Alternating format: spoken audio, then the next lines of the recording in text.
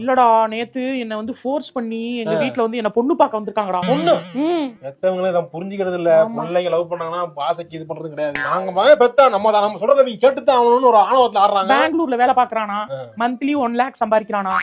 1 lakh சம்பாதிக்கணும் என்ன வாங்க முடியாதா சம்பளம்? கனடாவுக்கு போனா 5 லட்சம் ரூபாய் வருமா. கல்யாணம் பண்ணா அவன் வந்து கனடாக்கு ஒய்ஃபோட கூட்டு போயிடலான்ற மாதிரி அவன் பேசிட்டு இருக்கானா. அங்க போனா 5 லட்சம். அங்க வந்து 24 டிகிரி தான் செல்சியஸ் டொரண்டோல, கனடா. பிடிக்கலன்னு சொல்லிட்டுல பிடிக்கல சொல்லுவேன். இனிமே தான் உடனே சொன்னா வீட்டுல பிரச்சனை சொல்ல வேண்டியதானே. பிடிக்கலன்னு சொல்ல வேண்டியதானே. இப்படி கோவப்படுவேன் நான் சொல்லவே இல்லை. இதனாலதான் உங்ககிட்ட எதுவுமே நான் ஷேர் பண்றது இல்லை. நான் கோவப்படல. என்ன பிடிக்கல இல்லடா. அது காஃபி குடுக்க சொன்னப்ப கூட நான் அப்படியே மூஞ்ச சிரிக்காம தான் கொடுத்தேன். அதனால அப்ப அவங்களுக்கே தெரிஞ்சிருக்கும்ல. பிடிச்சிச்சுன்னா அவ சிரிச்சுட்டே கொடுப்பா. அதாம்மா தெரியும். இப்பெல்லாம் ஒன்னும் புரிய மாட்டேங்குதுமா. புரிஞ்சுக்க மாட்டாங்க. ஆமாடா புரியல. அதனாலதான் அவன் நம்பர் வேற வாங்கிட்டு போனான். காலையில மெசேஜ் பண்ணா. ஆமா நீ ஏன்டா கோவப்படுற? நான் தான் கோவப்படல. நான் இது சொல்லிருவேன் அவன்கிட்ட. அவன்கிட்ட எல்லாம் வந்து நான் அதை சொன்னா கூட உங்களுக்கு பாஸ்ட் இருந்தா கூட நான் வந்து அதை நான் ஓகே அக்செப்ட் பண்ணிக்கிறேன் மாதிரி சொல்றான். ஆனா நீ என்னடா இப்படி இருக்க?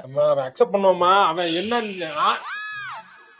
எனக்கு ரைட்டா புரியுதுங்க. சிக்னல் காமிக்கிறாங்க. சந்தேகப்படுறல? சந்தேகப்படல. ஆடியன்ஸ் கிட்ட பேசுறியா? எனக்கு சந்தேகம் வந்துருச்சு. உனக்கு சொல்ல கிடையாது. இனிமே உனக்கும் எனக்கும் எந்த பேச்சும் இல்லை. நீ என்றைக்கு என் மீது சந்தேகப்பட்டாயோ அவ்வளவுதான், முடிந்து விட்டது. நம்ம முடிச்சுக்குவோம். கன்ஃபார்ம் பண்ணிட்டு அவ்வளவுதான். ஒரு கிளம்பிட்ட விசாரிக்க போறா போல இருக்கு. சும்மா நம்ம சொல்ல வரல. சார் என்ன சார் ரோட்ல நின்னு சிரிச்சிட்டு இருக்கீங்க? அழுகுறேன்னா கொஞ்சம்